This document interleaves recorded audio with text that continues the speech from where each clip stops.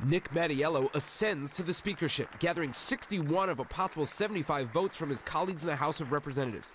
The Cranston Democrat had been Gordon Fox's second in command and talked about Fox right out of the chute. I'd like to thank Speaker Fox, who put the best interest of this House first and foremost by stepping aside after the events of last Friday. We support him.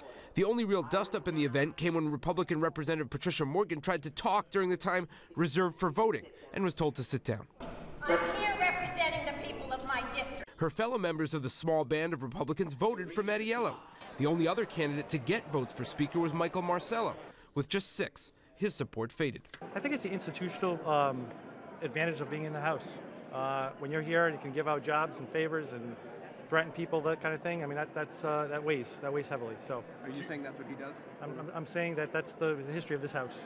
Marcello pitched a reform agenda and argues this vote signals more of the same way of doing business. This has nothing to do about Nick Mattiello, who I think is an honorable person. It has everything to do about the inertia of this chamber. We have to be able to stand up and say enough is enough.